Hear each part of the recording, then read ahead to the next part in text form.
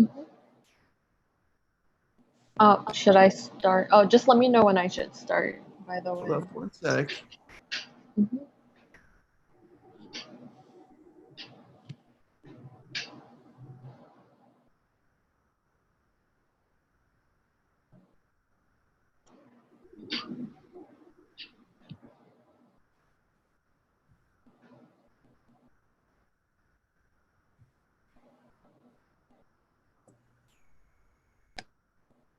Okay, I think we are good. So Okay. Laureen's going to kick things off. Thank you very much. And you're going to talk about being a grants intern at MD Calc. So the Okay. floor is yours. Okay. We have a few VIP guests of Doug Beatty and Carlo Yufenko from the New York City Economic Development Corporation who have joined us. And we also have Sharon and Kaylin from the LifeSci NYC team. So great. Let's get started. Thank you. Hi. So I just realized that I didn't put my name on this title slide, but my name is Laureen Chan, and I am an MS1. I'm actually going to be a second year medical student, and so this summer, starting in mid-June, I was interning as a grants intern at MD Calc. So before I get into what my role what is about, let me just give you a brief overview of what MD Calc is. So MD Calc is a medical reference company. So in short, they provide clinician decision-making support tools for medical providers anywhere, to just help them make diagnoses and clinical management decisions. So they were founded in 2005 by two emergency medicine doctors who met during residency. That's Dr. Joseph Haboush and Dr. Graham Walker. So currently, Dr. Haboush, also our CEO, works as an emergency medicine associate professor at NYU, and Dr. Walker is all the way on the West Coast at Kaiser Permanente. So MD Calc in the past 15 years has built over 550 medical calculators for a variety of websites, and their resources are available online for free, and they're also for free in a mobile app. And they're actually rolling out a new product that's going to be implemented in EHRs, electronic health record systems, directly at hospitals. So in that time, they've also built a reputation as the go-to medical reference company. So approximately 2/3 of US physicians use MD Calc every week, and there's millions of users every month. This is really exciting because as someone, I still want to go into emergency medicine. So when I saw that MD Calc was there was an opportunity to work with MD Calc, I was really excited. I feel like, I don't know if this is just some sort of bias because I've been in New York City emergency medicine departments, but it seems like almost every single doctor at New York Presbyterian or Mount Sinai uses it. So it's really exciting stuff. On the right is just a screenshot of what one of the calculators look like. So what's different about MD Calc is that their their interface is very user friendly, and they also provide, besides calculators, in addition to the calculators, they provide a lot of guidelines for physicians. So it really just helps physicians. You don't have to memorize all the equations and whatnot. You can just put in information into calculator, and then they'll calculate a score for you that will help you make decisions so that physicians can spend more time with the patients. And that's one of the key goals and mission of MD Calc. So as a grants intern, basically what I do is I am trying to help them develop their, I guess you could say, grants department, although it's not really a department because it's a very small business, like about 15 people-ish or so. but because they are doing a lot of advanced research in developing these tools and developing new things and new ideas, they are trying to apply for grants, whether from the government or other private organizations, to just work on these projects. So I was recruited to help develop their foundation, their grants foundation, and also to write grants. So it's literally what the title says. You just research and assess grants and put together applications. And then that's basically what I do. But I feel like I spend a lot more time just asking a bunch of people across different roles in the company a lot of detailed questions and just really bothering them over Slack a lot. So currently I'm working on an NSF grant, and we're trying to roll out a few more, like one or two more government grant pitches before I leave. And at the same time, I said I was developing their like foundation for grants, right? So I made a grants assessment tool. So it's kind of like a calculator using Excel. I just made a tool that would help assess grants based on a variety of criteria, based on the methodology that I developed over the summer. And I'm also creating a best practice guide and a grants tracker. This stuff is important in that it would allow whoever will be taking my role afterwards, once I go back to medical school, to just easily have a base to start off with. And it's just an easy handoff afterwards. So what I've learned, I've learned a lot actually in just these past, I guess, 6-ish weeks. I thought I knew how to work on projects. I thought I knew I had all these soft skills, but my experience so far has taught me a lot in how to present, how to manage projects, how to organize, and how important a schedule is. Mostly because I have a really good mentor right now. But I've also learned how to write technical information with a sort of marketing side to it, because grants, you're trying to persuade someone. So you are trying to form your essays in a way that would persuade people with enough technical detail to give you money. And then I also learn about the cool projects that MD Calc is working on. So that's really interesting. And then, of course, throughout this time, there are some challenges that I've faced or are facing. Grant applications are actually really hard. I thought it'd be a lot straight. I thought a lot of them would be straightforward, but they turned out to be very complicated, very, I guess you're under a lot of pressure when you're writing grants. And also, I wrote that I feel, even now, I still feel a little bit of an imposter syndrome. I feel like I'm working with people who know a lot and who are really smart and really good in their roles. And so although I appreciate the constructive criticism that I get, I also feel like in retrospect, like, oh, I should have known that. So it's a lot of that imposter syndrome and whatnot. Yeah, and that's it. But otherwise, I really like my role as a grants intern at MD Calc. I learned a lot, and I'm happy to bring this information to the next step wherever I go afterwards. And that's it. Are there any questions? And while we do questions, Jason Mohabir is up next. Jason, do you want to start sharing your screen? And if people have questions for Lorene, we can do that as we transition. Hi, Lorene. I had a quick question.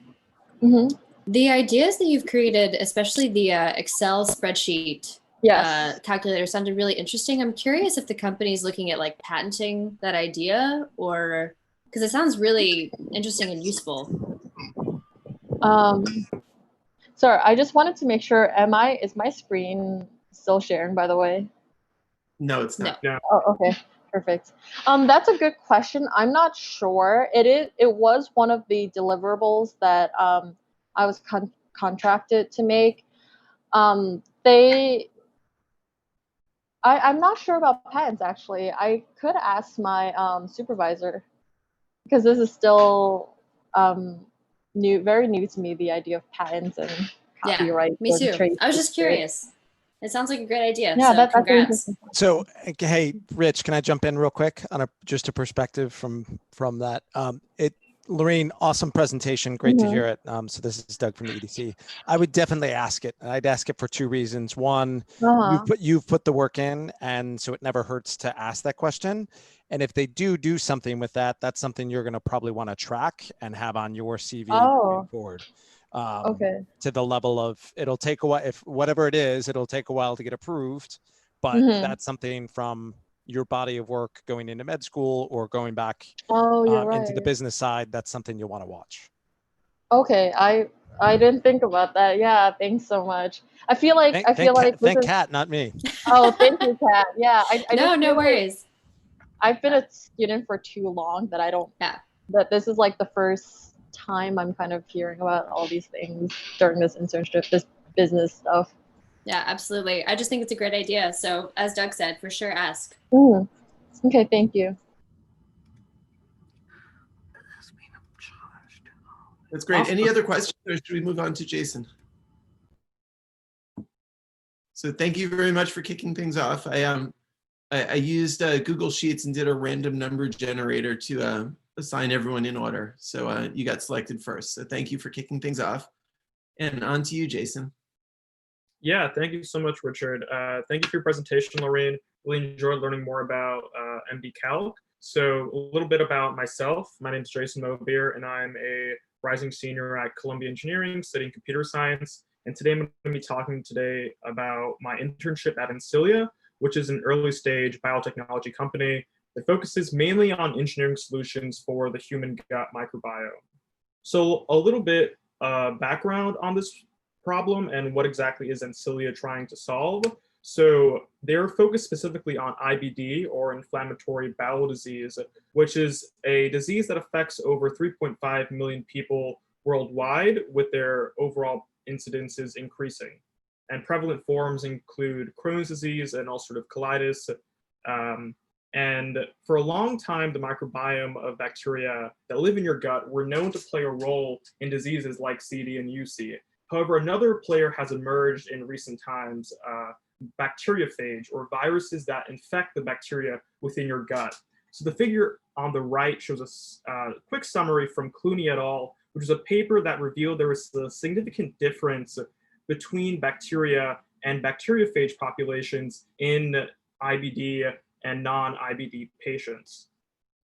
So thus, Incilia is trying to find healthy bacterial candidates that are attacked during the disease state and trying to engineer immunity for these bacteria. Precisely, Incilia hopes to engineer bacteria by genetically modifying the CRISPR arrays of them. And CRISPR is a bacterial immune system that allows the bacteria to defend itself against mobile genetic elements like phage. So this summer, I worked as a bioinformatic data scientist, where I'm trying to use computational methods to find a candidate that Incilia wants to engineer with resistance to phage. I work with Alex Sakatos. I think she's actually in this Zoom call right now. Hi, Alex, if you're listening. So she's the founder, along with David Paez, who is the head of bioinformatics. So given that my internship is remote, I work with the team and Zoom with them almost every day to touch base. Alex provides a lot of the ideation and narrative of the project, while David helps with some of the more technical aspects. Overall, given the computational nature of my project, I've had a privilege in my work, in the sense that I haven't been too constricted by the current global circumstances. I feel like even if the pandemic was happening or not, I would probably be doing very similar work in this particular internship. So diving a little bit more into the project, we're trying to find bacteria candidates that fit specific crucial criteria in order for them to be effective IBD therapeutics. Specifically, we want a bacteria that is enriched in healthy patients, but depleted in diseased patients, has low phage abundance in healthy patients, but enriched phage abundance in diseased patients, and a bacteria that doesn't normally have immunity to these phages. I visualize this as each modality being an axis. I'm trying to figure out which candidate fits this specific profile. So in order to figure out these numbers, the numbers that go along these axes, it requires using different bioinformatic techniques, such as parsing through next generation sequencing, de novo assembly, and CRISPR-Cas array prediction. So a depletion in the bacterial host is important because it implies that the bacteria is actively being infected and lysed in a disease state. And enrichment in phage means that this specific bacteria has the potential to be given defense for. And bacterial immunity is important because it tells us that this bacteria doesn't naturally have any sorts of defense systems. So these three conditions allow us to select candidates with some confidence in their potential efficiency as a therapeutic. So trying to find this candidate, you can view from a machine learning angle or supervised machine learning angle to be more specific, where our features are the different types of data, and the target is the disease type, whether or not that patient had IBD or didn't have IBD. So given that numerous candidates could potentially exist, like many bacteria could fit this bill, we want to figure out which candidate is the best or has the highest potential. So in order to do that, we decided to employ a more complex machine learning model. So we can train the model to learn which of these features or combinations of features has the most discriminative potential, or which candidate is the most different between healthy patients and unhealthy patients. So far, I've built a model that uses bacterial abundance and bacterial immunity data, and I hope to integrate all of the modalities eventually once I process it. I'm currently in the process of trying to take the raw phage reads and assemble them into larger phage contigs. And I hope to have a tentative list of candidates by the end of the summer. As a computer science student, I'm fascinated by the increasing applications of data science to biological problems. And I want to thank LifeSci NYC along with Ancilia with providing me with this opportunity. And with that, thank you. That's great. Thank you so much. And we have Adiola up next from XL Batteries. So Adiola, if you want to start setting up slides while we open up the floor to questions for Jason. Hi, Jason. I really enjoyed your presentation. I was just wondering what type of programming languages, excuse me, are you using, or are you using more of like the in-house interface or applications to complete your project? Yeah, sure. So the main programming language that I use is Python, but R also has a couple of good applications. Like, for example, for the enrichment analysis, we use R, but most of the code is written in Python, and it's hosted in an AWS server that the company owns. Yeah. Yeah, that makes sense actually, because I'm doing a little bit of informatics at my place, and I'm surprised by how much I'm able to use R, especially certain packages, to complete what needs to be done. Definitely. It's a very useful tool, I feel. Like, compared with Python versus R, I prefer Python, but I feel like R has a lot of specific applications that make it really useful for, like, out of the box, you just run a script and then you're able to accomplish your task. Agreed. Cool. Any other questions? Oh, then we'll turn the floor over to Adiola again, who's working at XL Batteries. Hello. First things first, can everyone hear me? That's the essential Zoom question. Great. So, yeah, I'm Adiola Aiken, and I'm working as a chemical engineering intern at XL Batteries, based in Brooklyn, New York. My role at the company is to essentially like engineer an organic molecule to go into a flow battery, and hopefully this will once we work out scaling and everything, it shall like sorry, but hopefully everything will work out. So basically, I guess first things first, like what is a flow battery and how is that different to like a regular like lithium ion solid battery? And essentially what it is just two tanks that hold the anode particles and the cathode particles. These particles and molecules are essentially dissolved in solution, and then pumps are used to pump the solution past the electrode. And then at the electrode, obviously, like proton transfer occurs, and that's essentially how you create power and wattage and everything. I liked this. I really gravitated towards this internship because it's the whole point of the technology is, and at the end of the day, the overall goal is to help with sustainably producing power. So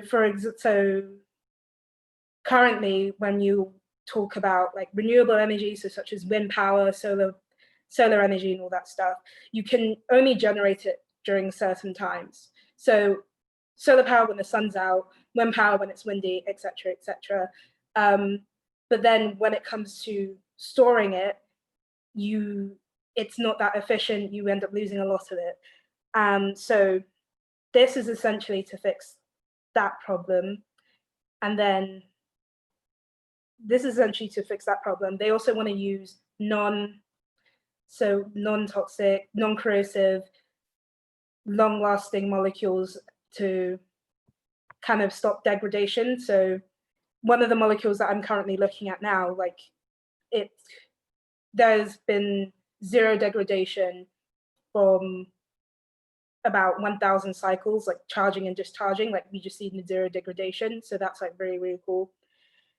So yeah, so my task is it's really funny because there's only 5 people like working in the lab. So when we were talking before the internship started, I was like, okay, so they're going to do Zoom meetings, etc., etc. When we got to the lab, we were just like, let's just stand really far apart and talk about what we're doing, what we're going to do for the next week and what we did last week. So that's what we kind of did. But they essentially synthesize an organic molecule.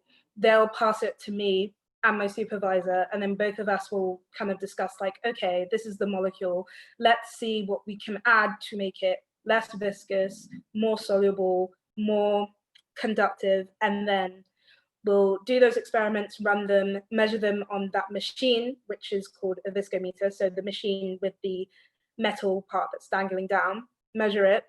If it hits a certain metric, so below a certain viscosity, which we set arbitrarily, because honestly, it's kind of trial and error at that point. If it does meet the metric, let's see if we can make it even more, like even less viscous. Do we need to tweak the molecule, synthetically tweak the molecule itself, or can we add another additive and make it even less viscous? Or if it's not hitting the metric, do we continue adding the same additive? Do we scrap it? Do we add another additive? Should we try it at a different temperature? Do we even care at this point? Because if we have another molecule that they give us and that performs better, should we just scrap that and move on? And it's this kind of just cycle and cycle of like experimenting, trying, seeing what the result is, and then using those results to plan the next experiment for the next day or even the next week. Like that's kind of what I really liked about. It's what I liked about science when I, well, specifically chemistry, organic chemistry, when I started this degree. And I'm just very happy because I can literally use the knowledge that I'm learning at university and apply it to this job. So, and that goes to what I've learned in this internship, that all go lessons, even though all of those mechanisms can just seem never ending. And you just say like, why am I learning all of them? And then at this job, they're spitting like all these names like, oh, let's do this reaction, let's do this reaction. And it's just like, oh, all of them are useful. And I guess I kind of appreciated the fact that like, oh, I'm not sitting here knowing all these words, hearing all these words from the first time. It's like, okay, so they're talking about this reaction, so they're talking about this particular type of molecule, so I'm going to try doing this to it. I guess one of the things that I thought was that it would, so when it came to viscosity reduction, I didn't particularly know like a certain way to do it. So I started reading literature about it, and there's not a lot out there. You kind of just have to figure things out as you go along. And I was surprised because I've only done this internship for a little less than a month, but I can definitely say that like compared to where we started, we're definitely getting, I feel like we're definitely going along with the project. Like we've seen massive changes with the original solutions that we've been working with. And it's really good to see, like, it's very gratifying to see that, oh, like the work I'm putting in is like going in a certain direction.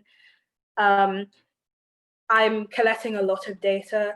So even though I'm just using Excel, nothing too fancy, so getting like a good grip on data analysis, making sure I put all of the data in the first place, and then how am I going to represent it? Like, is it good to present this just as a table, or should I graph it? Is there a trend that I'm not seeing? So,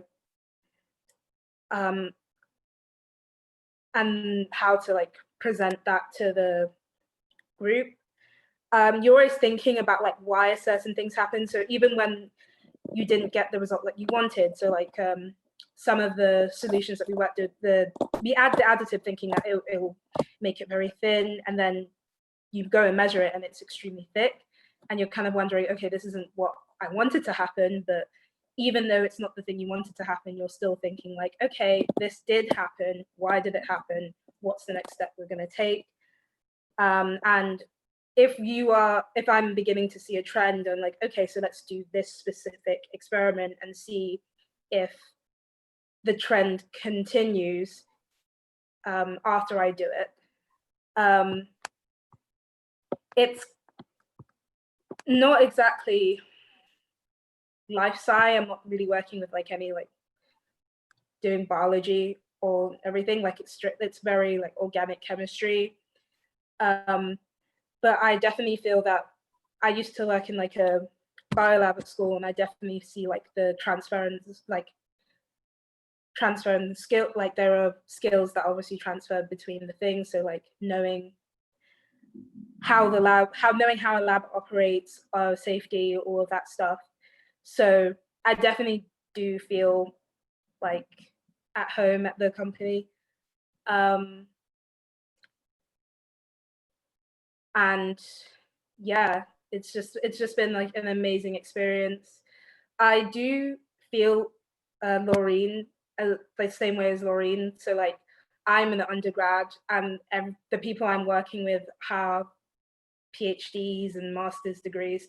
So I guess like I know I'm kind of like the least educated but I am the least educated in a way, so I shouldn't be like comparing myself to them in any way. But I guess you also can't help but notice like when I ask a question and they give like an answer and I'm like, oh, but I should know about that. Like it's that sort of feeling. But there's definitely the best thing to combat that is to just like go and read more about it. So delve even deeper into the literature, and then when you come back, like I try to have like a better understanding, and then we can keep moving with my project and everything. So that is all. Thank you for listening. That's awesome. Thank you so much. And we're going to do the same thing. Mira from Ovid Therapeutics is up next because Grace is running a little bit late. So we're switching the schedule around a little bit. So Mira, do you want to get set up while people can ask Adiola questions? Sure. So any questions for Adiola?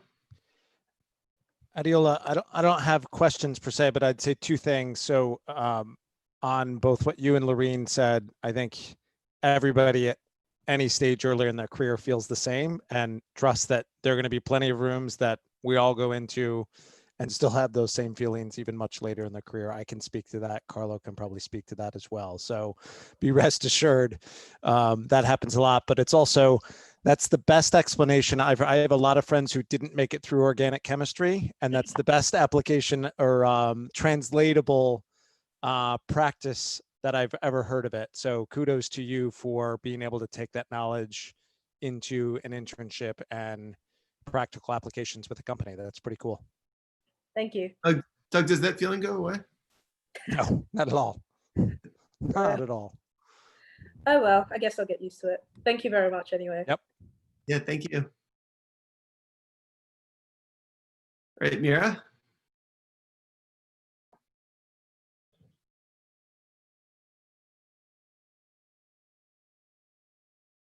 We can't hear you. Sorry, technical difficulties. Can you see my screen? Yes. All right. Do you want to make it on full screen? Slide mode? Yes. So.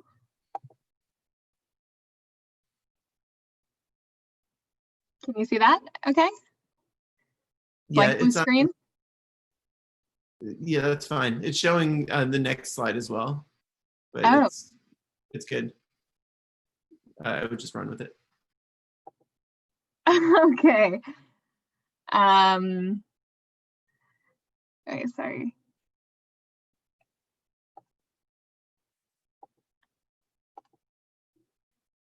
There we go. Is this better?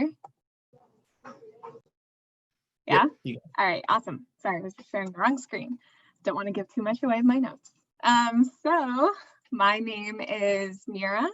I am a graduate student at Stevens Institute of Technology. I'm majoring in pharmaceutical manufacturing. I have 1 year to go, so graduating in spring of 2021. This summer, I have the absolute privilege to intern at Ovid Therapeutics, Inc. Ovid is a biotech company that's currently working towards developing treatments and therapies for rare neurological disorders. So we have office locations both in New York City and Cambridge, Massachusetts.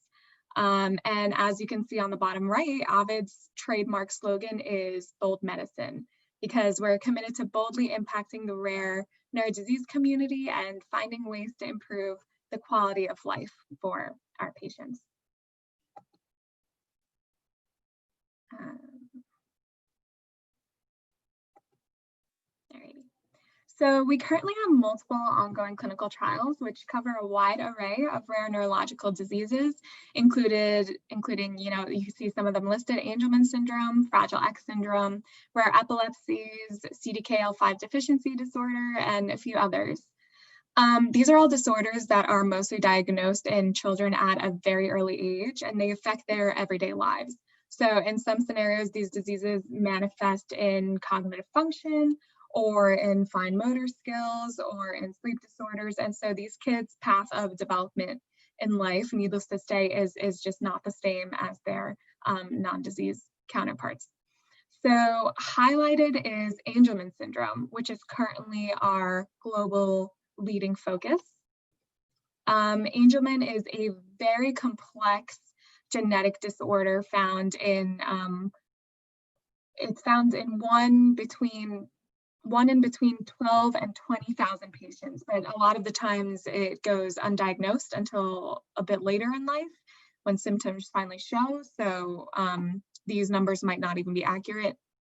It's caused by a genetic deletion that affects the nervous system. And so it creates issues like delayed development and intellectual disability and severe speech impairment and just, you know, general problems with movement and balance. And currently there are no known targeted treatments for Angelman syndrome, but Ovid is now in the last phase of its clinical trial for an Angelman treatment called OV101. And this is a global study. So there are patients all around the world right now, you know, receiving our treatment and giving us the feedback. So the drug so far has shown really promising improvements in the defining characteristics of Angelman that I mentioned before. And it's very exciting at the company right now. So hopefully if all goes well, we'll have created the first targeted treatment for Angelman syndrome in the near future. And we're working very closely with the Angelman communities around the world towards making this dream come true for our patients. So I work on the Global Regulatory Affairs team. This is my team. And a global regulatory function in any company kind of helps obtain government approval for a product. So I support them in preparing for submission of the new drug application for OV101 all around the world. So we deal with global regulatory agencies in Israel, the Netherlands, Germany, you know, the entire European Union, and so on and so forth. And so I'm also helping to liaise between departments to optimize internal processes to make sure everything we do is clear, is compliant. And this is super important because when we file for the new drug application, we'll be prone to FDA audits. So one process I'm working on is that of registering clinical trials on the federal online database called clinicaltrials.gov. And another is communicating updates from international sites where the clinical trials are running back to Ovid. And yeah, I can't really give more information for legal reasons, but Ovid is a publicly traded biotech company, so any major thing that happens is released to the press. But honestly, I couldn't have asked to work with a better company. I'm so grateful to be around people who want to see me learn and to succeed. And something that makes Ovid really unique is that a lot of upper management is comprised of physicians by training, not just businessmen. So really a wealth of knowledge. Not only does Ovid advocate for patients, but they engage patients. They reach out to their families, their caretakers, the people who know what they need most. It's so special and unique. And I truly see those values upheld in every employee. And yeah, that's it. Thank you for listening. That's awesome. So Grace is up next from Optic Surge. And so Grace, you can start sharing your slides as people can ask questions of Mira. I've got a question for Mira. Sure. Can you hear me? Yeah, I do. Thanks for the presentation, Mira. And it seems like you had a really great experience or having a great experience with Ovid. They're a great company and one of the sort of the darlings of New York City biotech that we like to point to in a lot of our presentations and speeches. So glad that you found a home there. Question about regulatory affairs. So that's typically something that they don't teach you in school. And I'm curious, based off of how you've adapted to the role and the responsibilities that they've granted you, how you seem to be quite fluent from your experience in regulatory affairs, even with the limited time that you've invested. Do you think it's something that we should, as policymakers, push to have taught in some level of education, or do you think it's more of an on-the-job training and appropriate? That is honestly an excellent question. I do think that FDA regulations should be taught in universities and should be incorporated in any medical curriculum.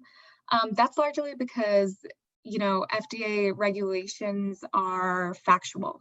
So creating a course around it is not very difficult. And I think that even in coursework like engineering, where it doesn't specifically focus on, you know, like creating therapeutics and getting things approved, it should be incorporated into, you know, design, like how the device would be approved, classes of medical devices and things of that nature. I think it would be really great to have that knowledge as a student going into the workforce.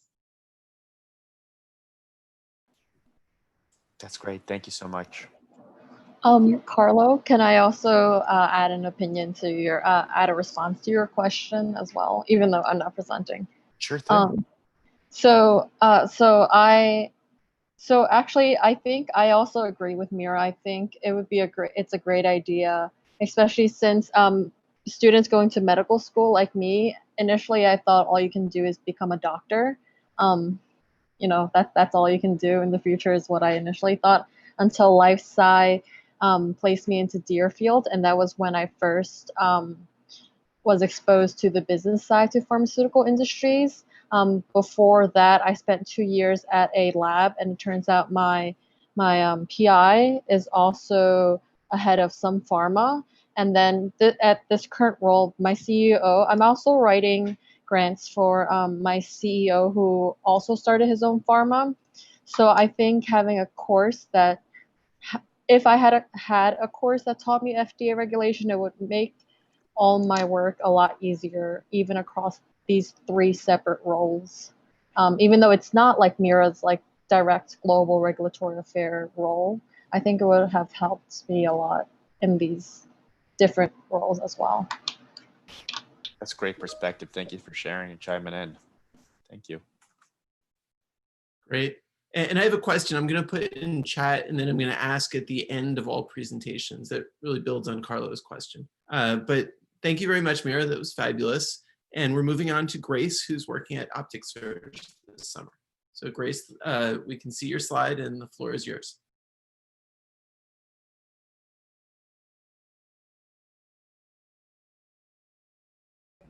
Okay, I was looking for the unmute button.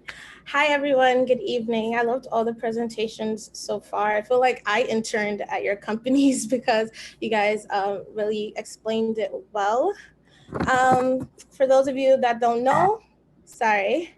My name is Grace Titi Lowell, and I got the opportunity to work with Optic Surge for my summer internship. And I also got to work very closely with their very own CEO, Dr. Tu.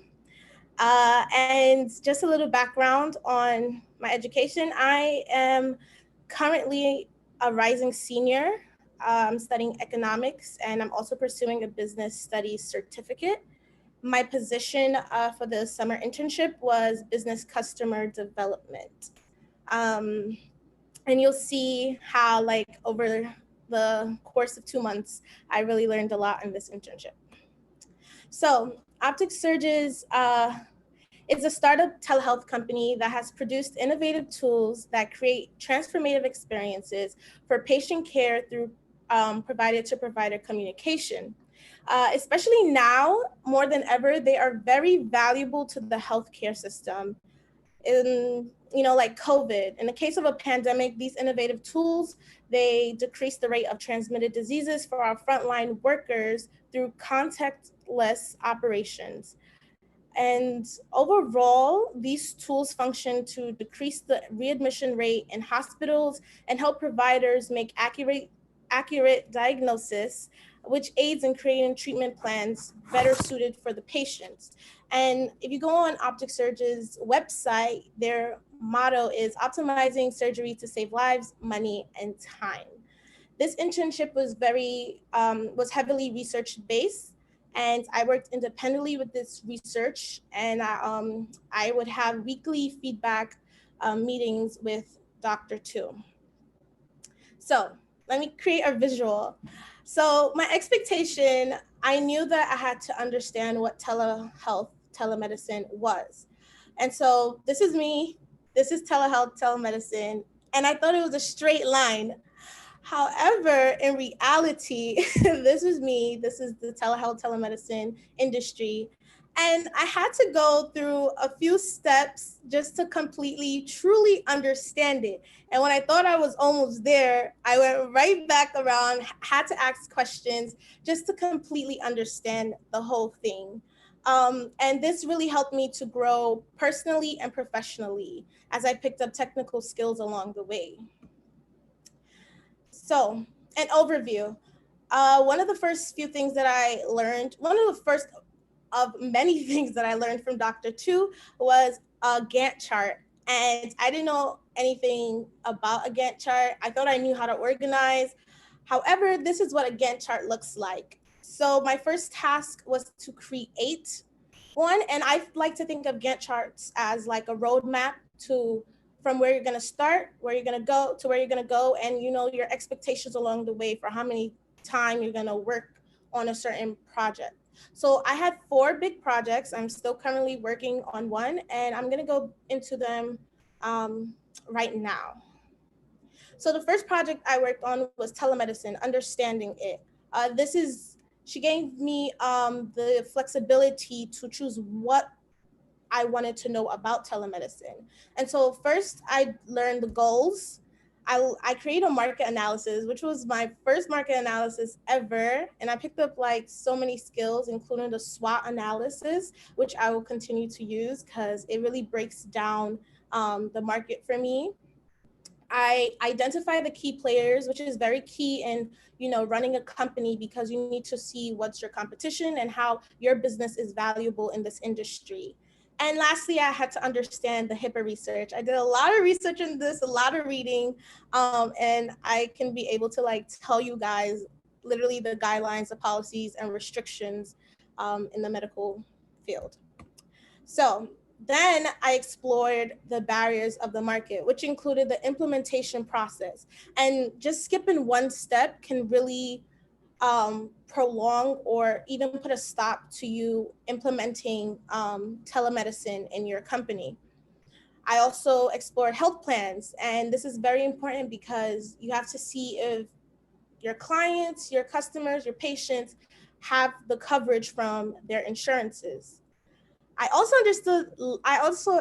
had to search up licensure, which was really interesting to me because I thought once you're a doctor, you can go to any state and just, practice your craft. But to my surprise, you can't. But there is a way to go about it, which is what I did when I was searching up solutions to get past these barriers. And lastly, I worked on providers and simply just the type of providing care that you can give to a patient and how there's restrictions to those as well in terms of accessibility.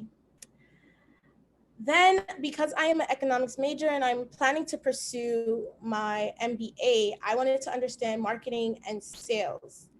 So I had to consider pricing models, value proposition, product pricing, bill code, and reimbursement. Now these pictures right here, like the product pricing, these are actual presentation slides, PowerPoint, that have graphs and information listed in the PowerPoint. I wish I can share with you, but I don't want to bore you with the details. And so one of the last projects that I'm working on right now is customer acquisition and networking. And so that includes sales distribution channels, social media, email to team members, and outreach. The email to team members is my way of networking and understanding their passion for the telehealth industry. And also, customer acquisition is very important because, you have to keep the clients you have and find new methods to get new clients. And that's very important in any business in terms of progression. And the last thing I'm working on simultaneously is my portfolio.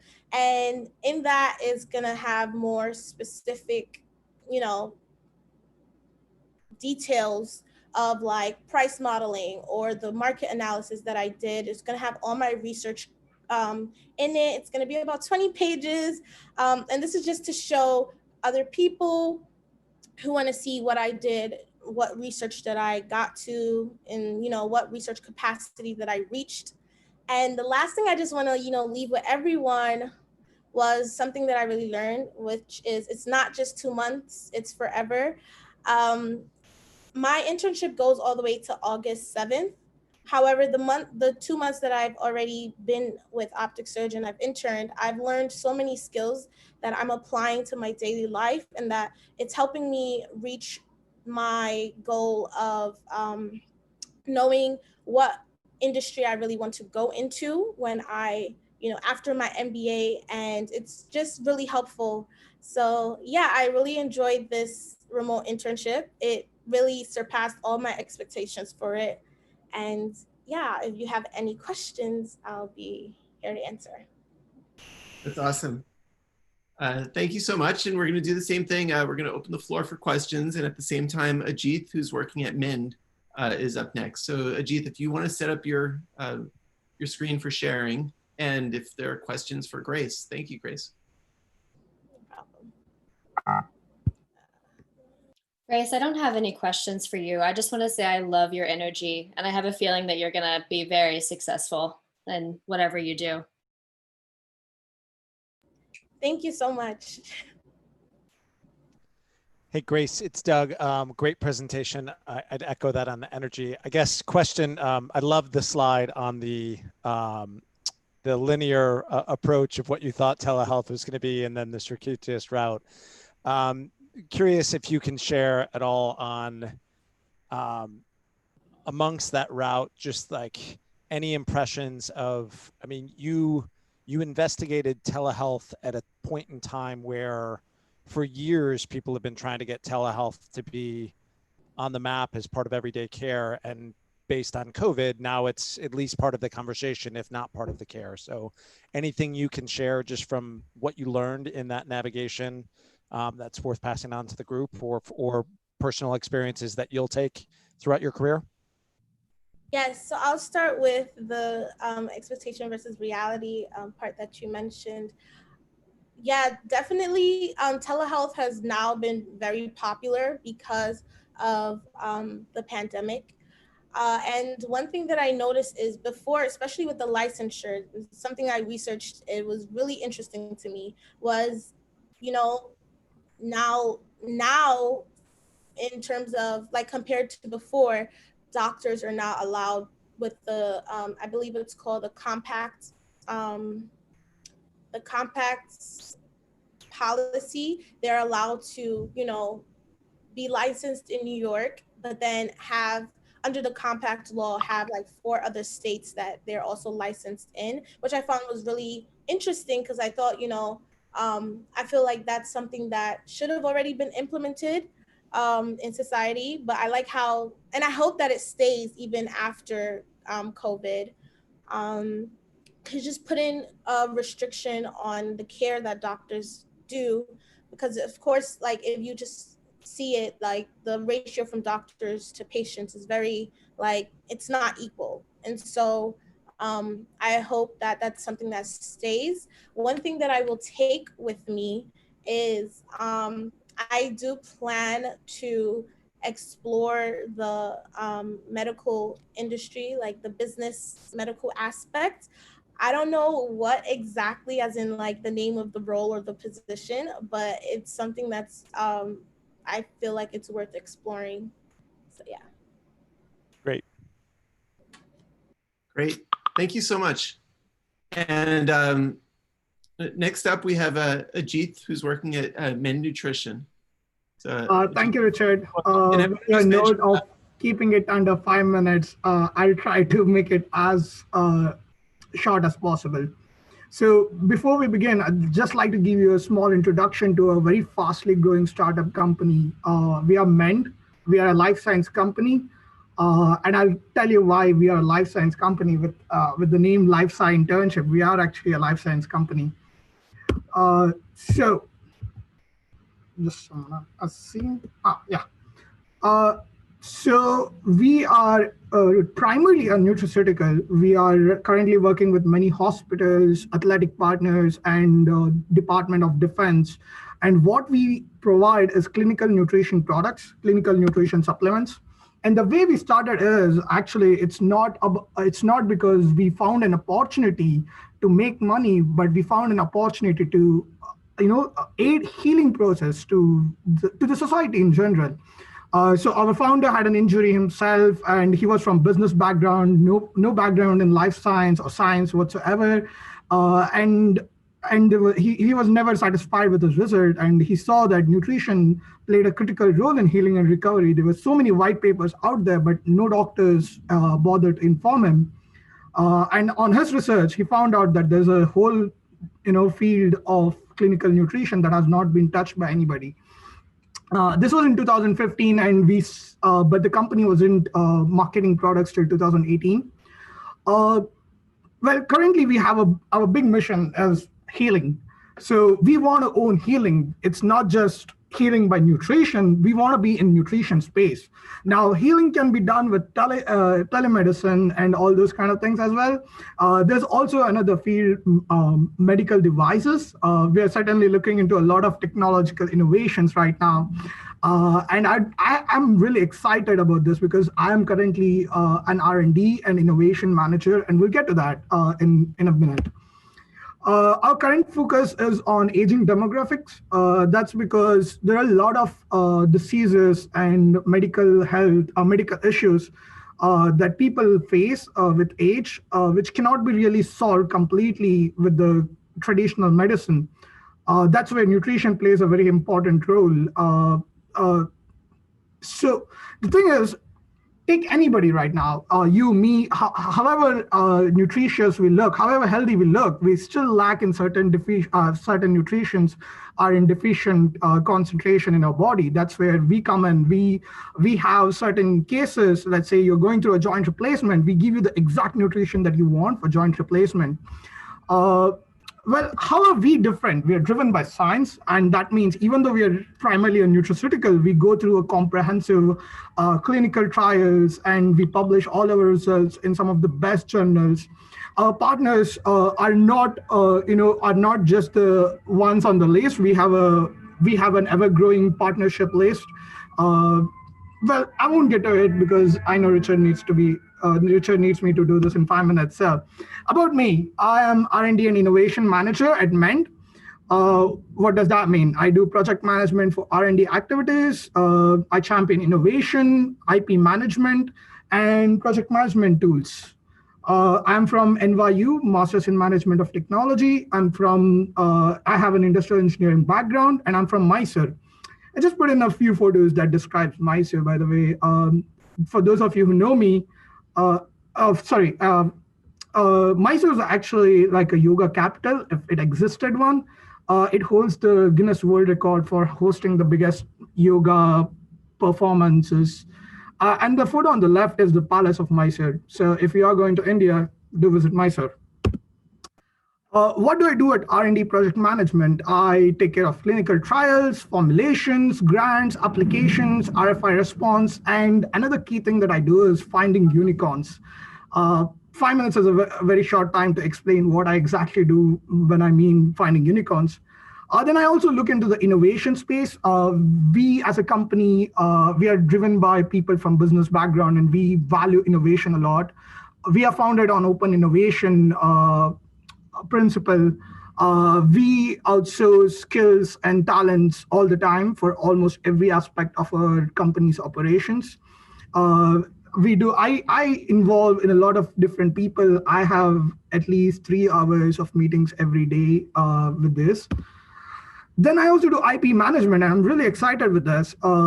I work with mergers and partnership developments. I do royalty and partnership agreements. I do patent applications. I haven't really done a lot in that space, but I'm looking forward for one very soon.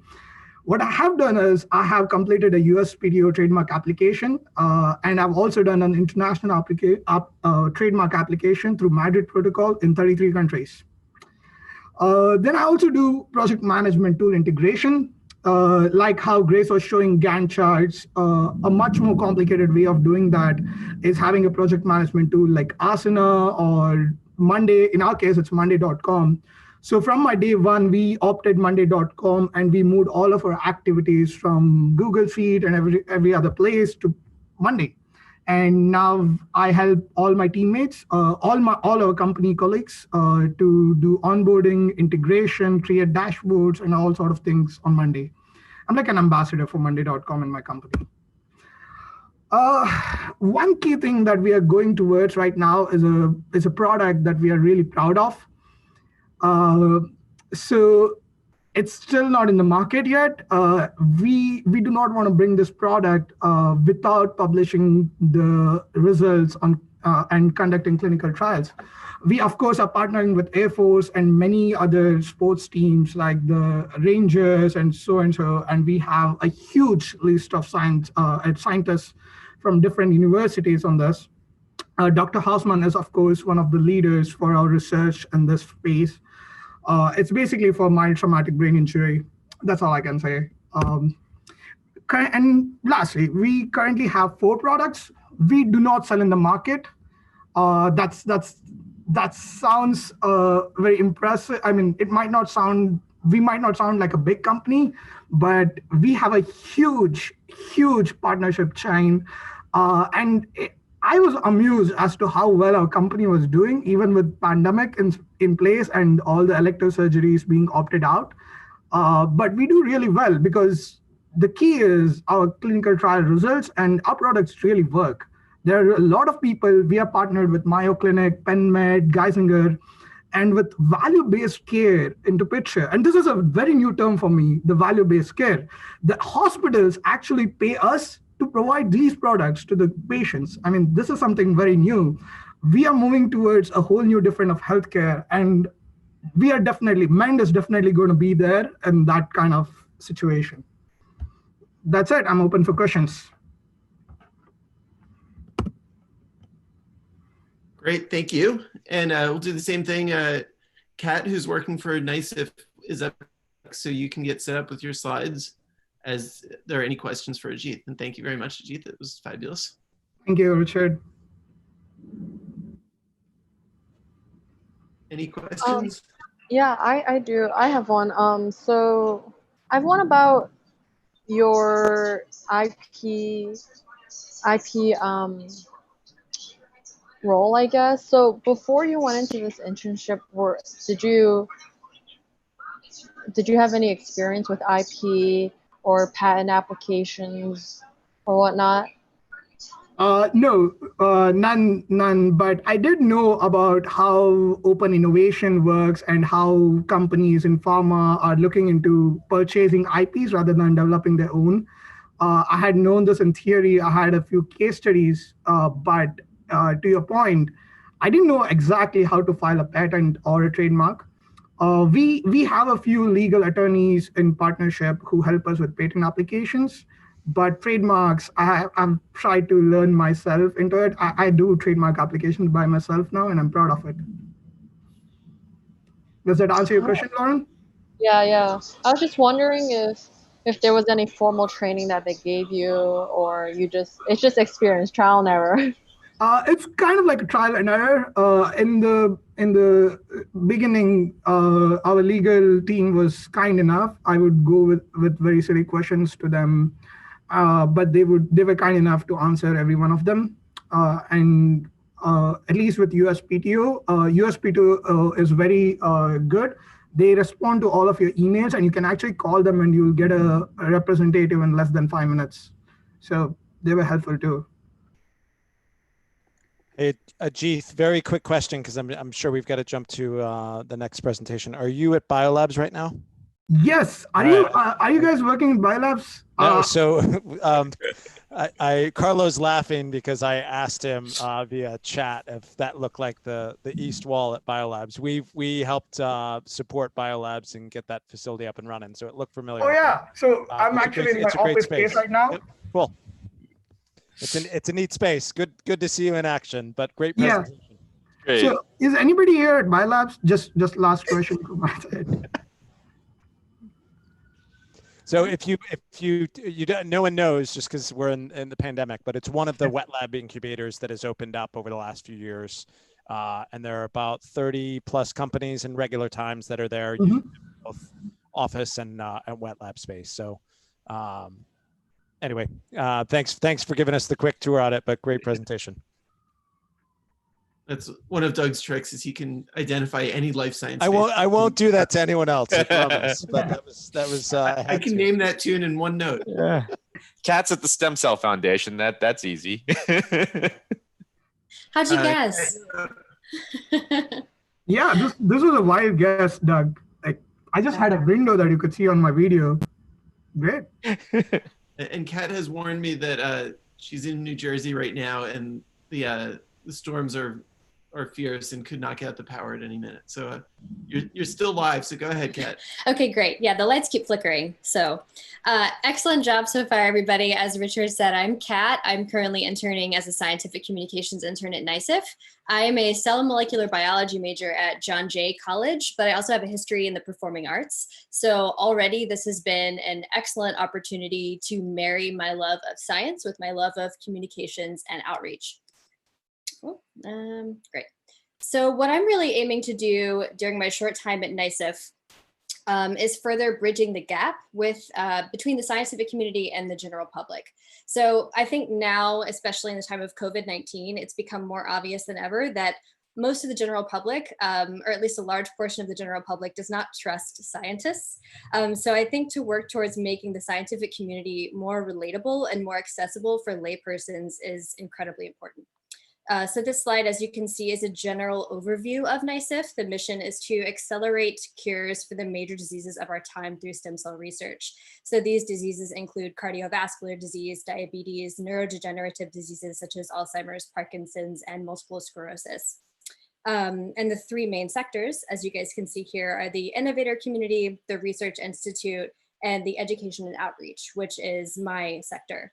So having combed through much of the content and interviews from the innovator community, it's clear that NYCIF has an astounding reputation, with people across the board just referring to it as a top-notch institute and a top-notch place to be affiliated with. So needless to say, I'm very excited to put them on my resume. It's a grant-giving foundation with a community of outstanding stem cell scientists all over the world who are all working towards moving the field of stem cell research forward. And week one, we had many panels regarding the work and research that NYCIF does, from their iWise program, which is leading initiatives for women in STEM, to panels on the neurodegenerative research that NYCIF does. The education and outreach sector, like I said, is where my work lies. And small plug, our conference this year is virtual. So if you're interested in attending, you can visit the website and register for that. So what have I been up to at NYCIF? As the slide indicates, I'm really working towards transforming scientific outreach to be more accessible and digestible for the general public. And I'm planning on doing this in a variety of new ways. So we're looking at creating new educational content for kids, teens, and adults. And in this virtual world, I feel like it's essential to capitalize on the fact that online learning is the new normal, at least probably until 2021. So plus having that online educational platform allows us to have a larger reach, which we're really excited about. And then for our social media campaigns and content, I have a lot of ideas, which I can't explicitly state, but as to how we're going to promote the idea of scientists becoming more relatable and accessible, and scientific content becoming more digestible for the general public. And I'm really excited to hopefully bring some of those ideas to fruition throughout this relatively short process. So in closing, one last small plug here. We do have an event on July 30th that I know does conflict with the talent show, but maybe we can move the talent show half an hour, because this event is going to be really, really intriguing. You can register for it on the website right here. And in closing, I'm so thrilled to work in a community that's surrounded by such intelligent scientists who have done such amazing work, but who are simultaneously so humble. And also, Carlos, what you alluded to earlier, I think that teaching scientists how to communicate scientifically for the general public should be given high priority, because I think it's important for scientists to be able to discuss dense content in a lay way, so the general public can further understand science and thus further respect science. So yeah, in closing, please follow NYCIF on social media. We're on Facebook, Twitter, YouTube, Instagram, and the website. And we have plenty of free virtual events coming up, and hopefully some new free educational content that I'll be helping to create.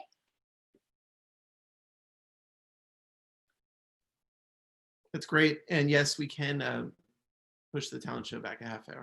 Okay, awesome. As long as you do a Janis Joplin impersonation. Okay, yeah, deal. Great. Good. And we'll do the same thing. Questions for Kat as Rogine, who's also working at New York Stem Cell Foundation, gets set up. So any questions for Kat? Kat, yeah, not particularly a question, but like, I just really love the goal to bring like normal people, regular people, and like scientists, and like have them communicate. Yeah. And I 100% agree that I find it very hard when people ask me like what I do. I end up either like kind of just giving them short answers, and then they're just like, oh, well, that doesn't seem like you're doing anything. Or I try and explain it, and then they're like, what is going on? And yeah, no, I'm just like, keep up the good work, I guess. Like, I, especially during these times, it's just like amazing. So totally agree. Yeah, really quick, there was I watched an interview with Feng Zheng, who has done a lot of CRISPR work. I'm sure you guys have heard his name before thrown around the scientific community. And he is so brilliant, obviously, and yet he can explain CRISPR to like a 5-year-old. Like he explained it in the clip as, oh, it's like Microsoft Word using the search and replace function. And it's like, yeah, okay, like that's so digestible, and like everyone can get an idea then of like what CRISPR does. So things like that, really trying to, you know, make it more digestible for lay audiences. I just want to make the comment that if watching television now and seeing all the press conferences and the announcements has taught us anything, it's that communicating science in a faithful but also digestible manner is probably more important moving forward than it ever has been before. So I think what you're doing, generally speaking, is a really important pursuit, and I'm glad that you have absorbed it. Absolutely. Into it. Yeah, I am as well. Thank you, Kat. That was great. And up to Regine, and we're in the home stretch. We have Regine, who's also working at NYCIF, and then Shiraz is up next, working at Columbia, and Mahika is working at WhereWorks. So the floor is yours, Regine. Hi, can you guys hear me? Okay. Yes. Cool. So hi, I'm Regine. I'm also working at NYCIF this summer with Kat. So I'm doing software engineering, but first a little bit of background about me quickly. So I'm a rising junior at the Columbia University School of Engineering, and I'm majoring in computer science, specifically the intelligent systems track, and minoring in applied math. So a bit of information about NYCIF.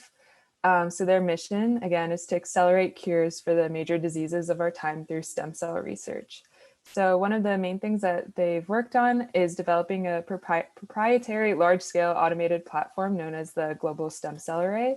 So at NYCIF, we use this array to derive and expand iPSCs, or induced pluripotent stem cells, and then use them to, and then differentiate them into different cell types and gene edit them for disease modeling.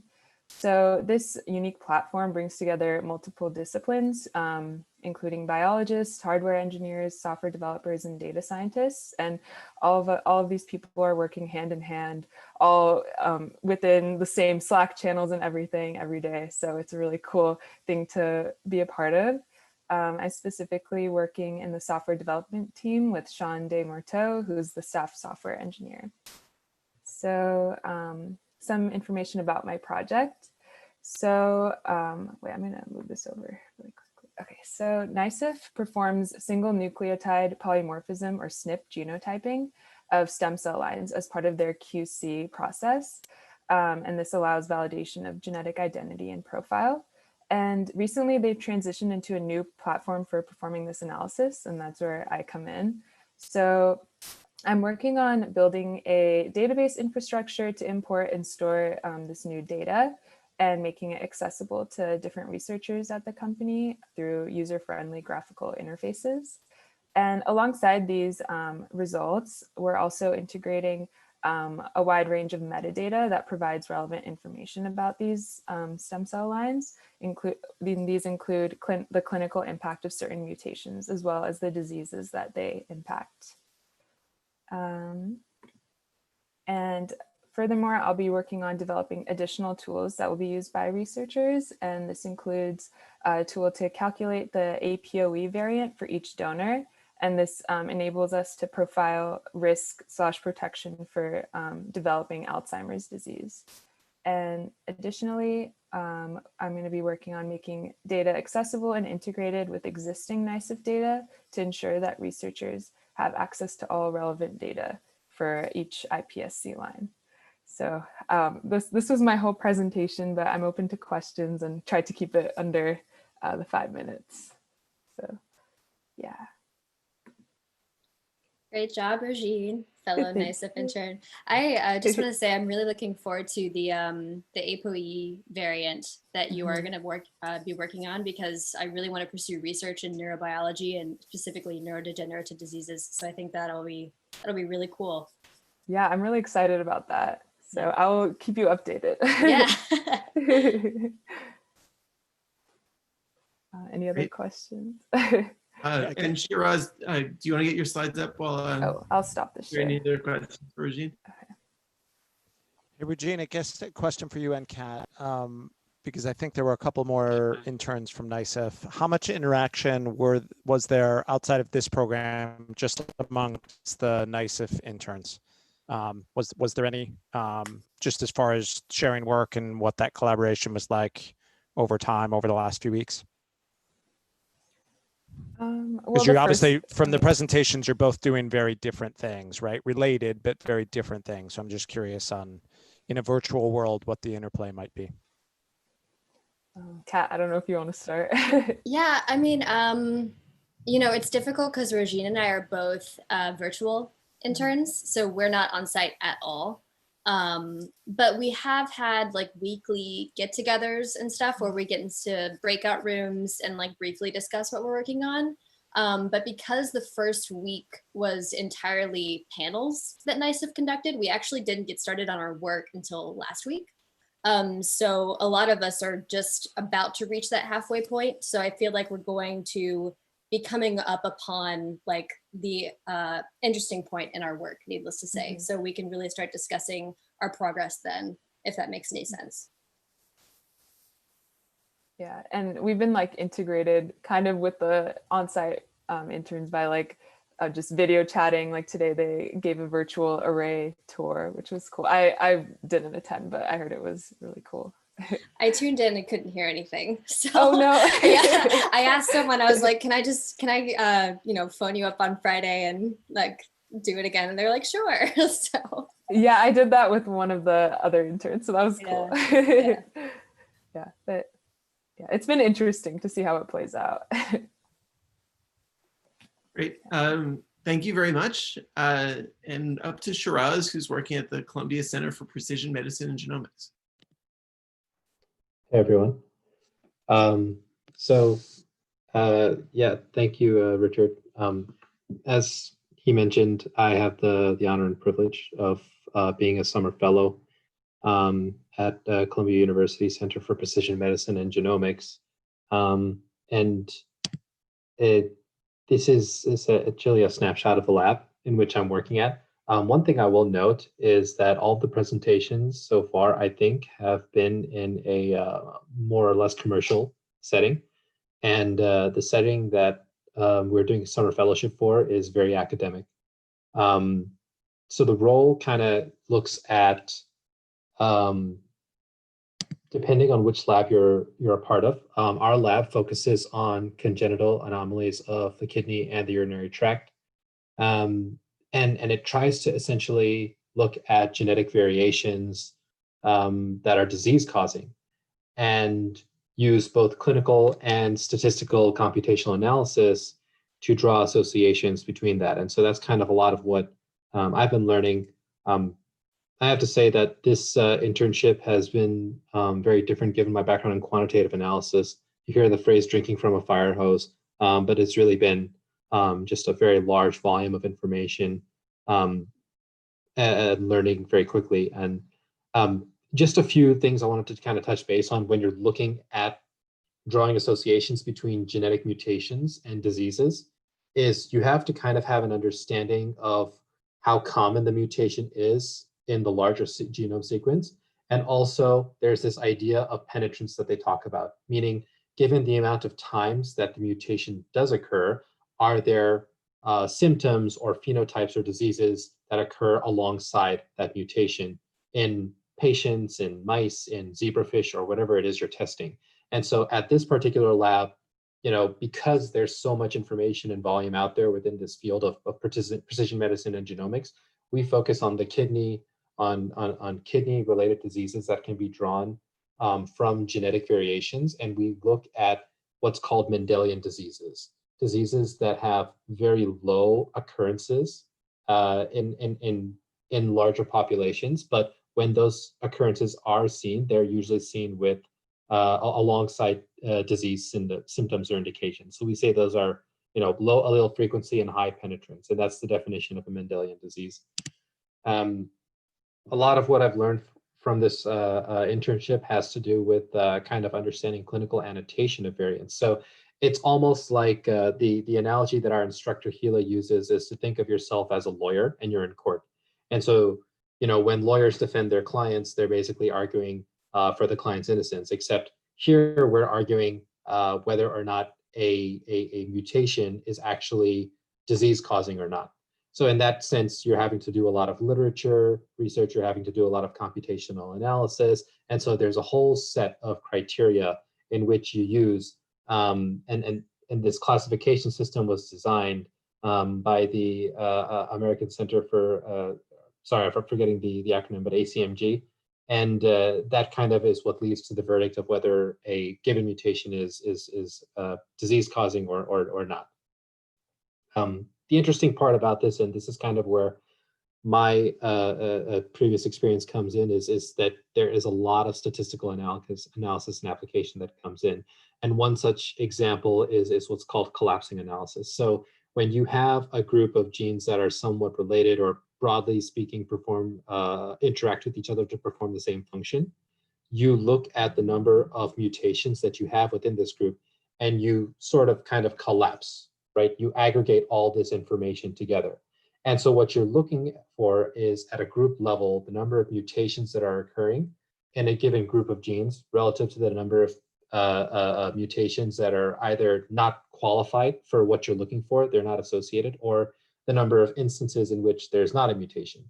And so from a purely statistical perspective, what you're interested in learning about is, can you prove or infer that the distribution of mutations relative to not mutations is purely due to chance, or is there something more here, right? Because what you see in the world of genetics and analysis is that there's a lot of noise, there's a lot of chance. And so we're always being taught, really almost every single day at this internship, about being wary of false positives and false negatives, right?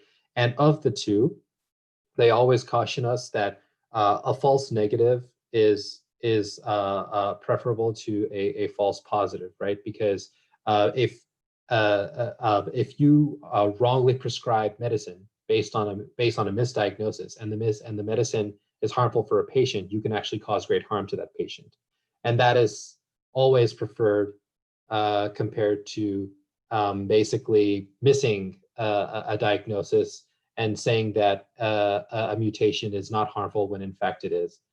So they caution us about things like, being too overeager or being too conservative in terms of our assessment of disease-causing mutations. And that's really about it. So I'll stop there for questions. Hi, Shiraz. Yeah, very interesting work that you did at Columbia. So I'm curious about the different types of tools that you worked with. Like, did you use a specific programming language? What was the type of data that you had to work with? Yeah, any insight would be appreciated. Yeah, no, same question I asked you, right? Yeah, so, and that's why, right? Because heading into it, I thought that I would be using a lot of Python or a lot of in-house tools, which Columbia does have. But I'm surprised by the amount of work that can get done with just working with building out some Python, R scripts. And a lot of times, what's interesting about the academic world is that there seems to be a preference for R relative to Python in terms of doing work. And so because the community prefers that language, they built a lot of these software packages that you can simply download and write out simple commands instead of creating your own functions. And so from a time-saving perspective, it actually lends itself, it actually becomes preferable to use one language over another. So that's kind of where I've been using a lot of, as well as a few in-house tools. Cool. Yeah. Shiraz, it was great. I could really sense the passion in the field that you pursued this summer. I have a question. You were very upfront in disclaiming that it was an academic research environment that you were working in. I'm curious, do you see yourself, if you did pursue this, and I assume you are, remaining in more in an academic or pure healthcare setting, or would you ever entertain or be keen on doing it in a more industrial context? So I think that the opportunity is still so fresh that I'm still exploring it and understanding it. Like I said, it's been a huge honor and privilege to work at Columbia. And truth be told, in my previous world of quant finance and analysis, that was all commercial, right? So the academic experience is very refreshing, and the change of pace and the cultural differences, I'm very much appreciating. So I think that I really enjoy this experience, and I would be open to doing it, but I'm also very familiar with the commercial angle as well. Really, the field in general is just really exciting to me. The part that's most exciting is actually when you hit that inflection point in your learning of realizing, hey, all this quant analysis that I've known in my previous experience is directly applicable in this field. And and that it gives you a unique perspective. That's what gets things really exciting. That's great to hear. Great to hear. How would you compare working in industry versus working in academia?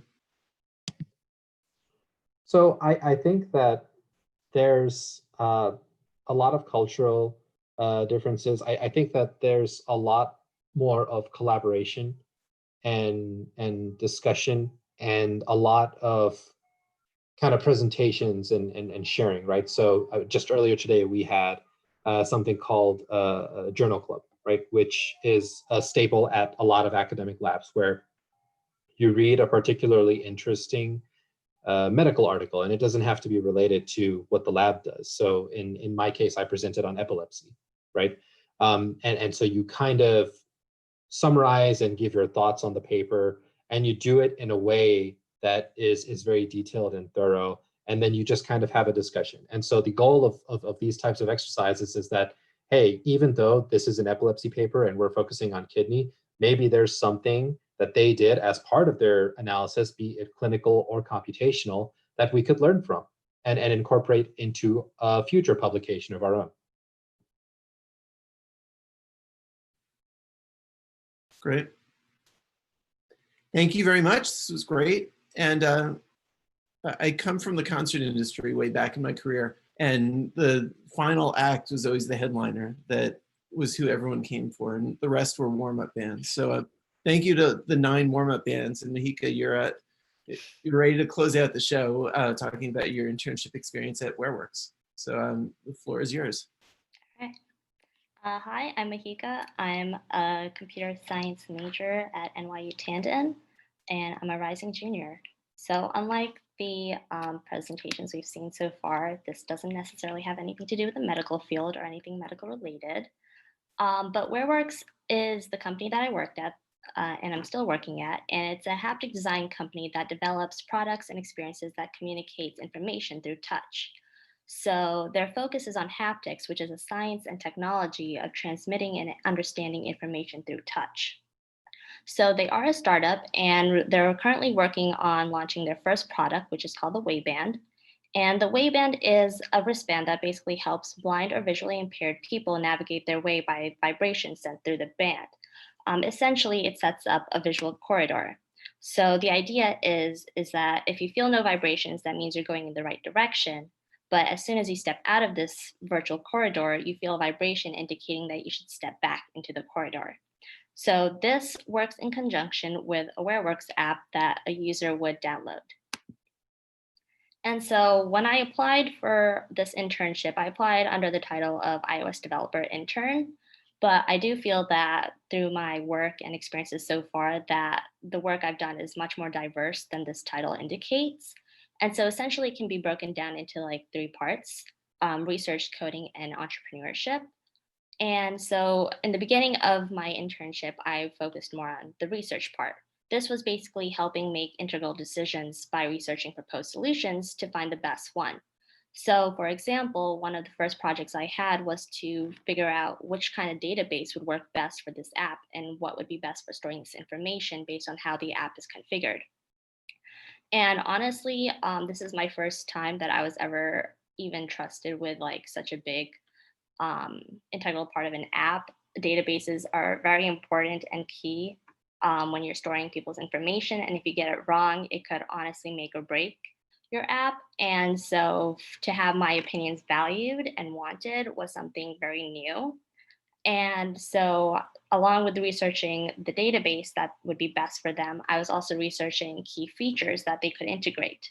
So this is, Wayband basically helps you find direction, and usually you use Google Maps. However, Google Maps is not exactly very inclusive, especially to those who are visually impaired or blind, as the directions that it leaves you is usually in like the middle of a street more than often.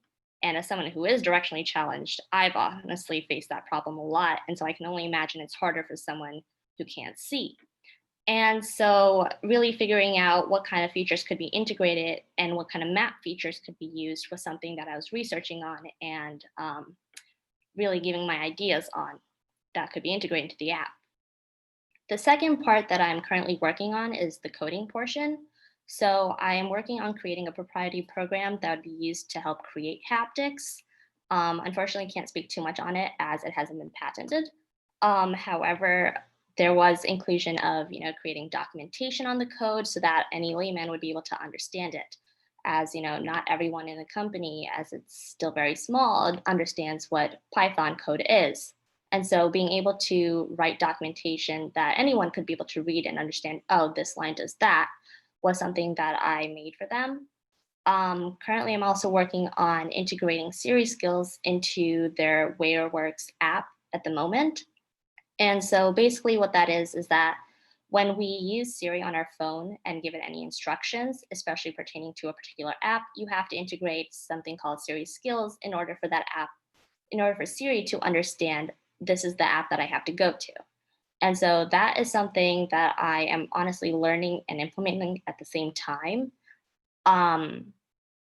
In addition to that, something I've recently created was a batch file for the company. Basically, what that did was there was a series of commands that the people in the company, when they wanted to open a folder, were using. And so rather than having to type in a bunch of commands into terminal again and again every time they wanted to run this, this program, basically I configured it and compiled it into an icon on their computer so that when they click it, that would open up the program automatically without them having to fuss around with any commands. And then going forward, I'm going to be working on an entrepreneurship section, which is basically I'll be helping out, reaching out to blind organizations to try to convince them to take part in our pivot program. Basically testing out the product and really giving them a feel for this is what WhereWorks is creating and this is what the Wayband is, and we want you to test it out. And so that was basically everything that I have been working on and have worked on and will be working on. Just some takeaways that I had was, first of all, the company culture. It's definitely my first time working at a startup. And right off the bat, I was made to feel very comfortable with the people I was working with. I still work very close with the co-founders, and that's usually the person who I go to for my weekly meetings and talk to. So that's something very unusual to me, as in the past I've worked at corporations where you have like a hierarchy system, but that was definitely not the structure here. And honestly, it made me feel a little bit more comfortable and easier for me to reach out to the people I was working with, especially online when you're kind of worried about feeling too casual in your talk and you want to sound professional. So that definitely helped clear the air. And then that leads me to my second point, working remotely, which basically in terms of communication, we use Slack and had weekly meetings. And so I feel like the communication door was much more open than I would have thought it was. And I think being remote helped in making it more accessible, as setting up impromptu meetings was when needed and help of getting like any problems or issues solved. It was just much more faster and the process was much more smooth. And I think I've enjoyed that, in that I feel like I have a bit more flexibility and freedom as to when and how I get my work done. And so with this internship, I've had the opportunities to tailor it to what I was interested in working in. And that's honestly why I got to work on such a range of smaller projects. And it really kept me interested and excited to keep working. So I didn't feel like I was working like a 9-to-5 job, but more I was really working on this huge, interesting project. And so I think this internship had definitely helped me debunk this idea that, you know, in order to work or accept some sort of work project, you need to know everything beforehand. That was definitely not the case with this internship. Instead, I was encouraged to try my hands at things I'd never done before or were what I'm unfamiliar with. So for example, the stereo integration that I talked about before, I honestly had no idea what it was before. In fact, I was asked to research about it so that I could help them build it. But instead, after I'd done my research, they offered that maybe I try to build it instead. And that responsibility and, you know, access to their actual app was something I was shocked with, that they completely trusted me with it. But it's definitely been an exciting opportunity and something very new, especially as I am interested in entrepreneurship. So this definitely is experience that is going to help me later on in life. And yeah, thank you. Any questions?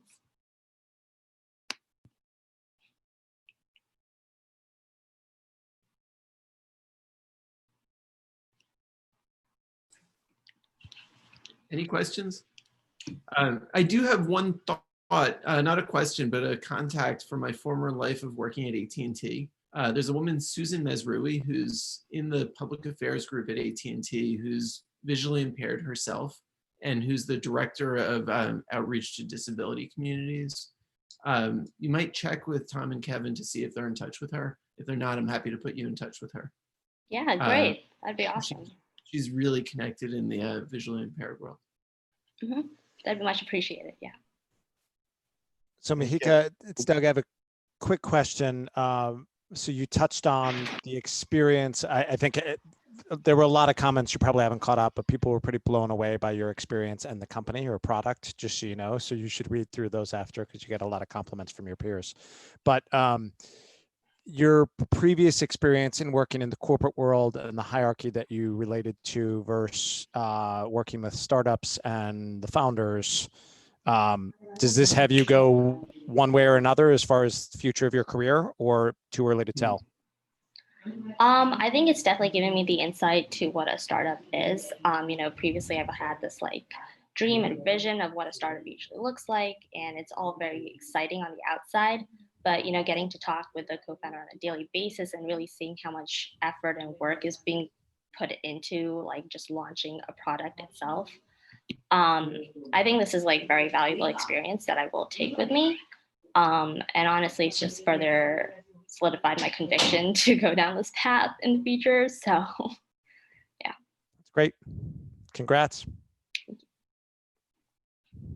Mahika, I've got a question for you, but also maybe, you know, put it out there for the other coders in the cohort.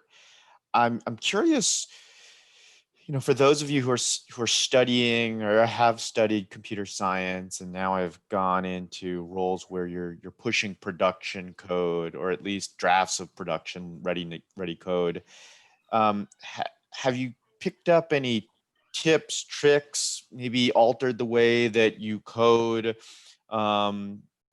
that has been in response to the type of feedback that you've been getting on a professional basis from your managers?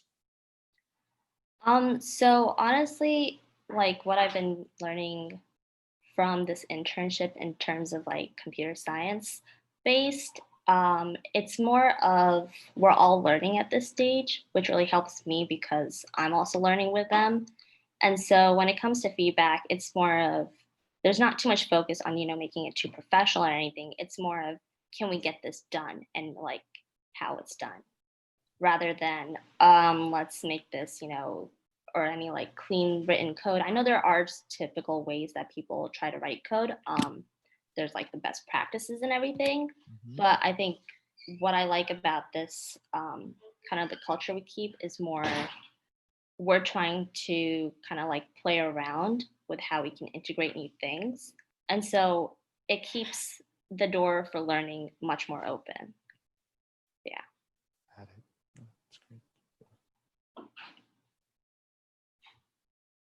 Great. Unless there are any other questions, I did put my general question that was building on what Carlo had said in chat. So are there any more questions for Mahika? So I had the general question of, are there things that you wished you learned in your university that would have, now that you're in your internship, what things do you wish had been taught, or classes you wish you had taken? I actually, if you don't mind, would like to answer that one to start off. So actually, like I talked about before with learning about databases, that's actually a class that I'm going to be taking this coming fall. And so I was learning on the job basically what databases were. I had a brief idea as I'd worked with like a Firebase database, but there are different types of databases, and actually knowing the benefits, the pros and cons of them was something very new. And so having done that previously this summer now, going into my class, I think that's actually going to help me a lot in understanding what's being taught.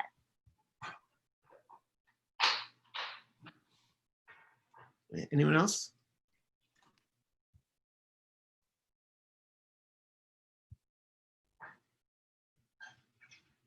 Good. Well, we heard regulatory science earlier from Mira, and we heard organic chemistry from Adiola, right? So there are at least a couple other things in there for you, Rich. Yep. Sorry, I'm just trying to get this thing to work. I was thinking like patents. So a big thing, especially even before this presentation, when I told my superiors I'd be doing supervisors I'd be doing a presentation, they were just talking about like, okay, we talk about certain things, you don't talk about certain things because of like patents and stuff like that. And then I started asking, I was like, okay, so like I know what it is. And during the opening 3 days of LifeSci, we had a very good, very detailed presentation of patents. But I was kind of thinking like, okay, we've seen them applied to kind of like I guess biotech and like drugs and pharmaceuticals and stuff, but how does this apply to chemicals? Because in my head I was thinking, okay, chemicals, how do you what? And then they went into depth about it, and I was like, I literally would have not had any idea about it.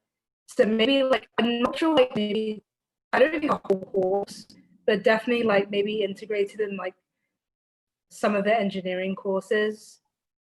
They could just have like a little bit about like, oh, like if you're going to be working on something and developing something, this is like an intro to patents kind of situation, and like go from there.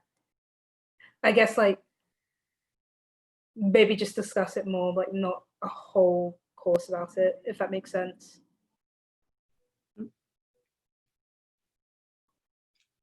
Great. Well, we're way over on time, but this has been fabulous. And really appreciate everyone who's been presenting. Anyone have any last thoughts or comments?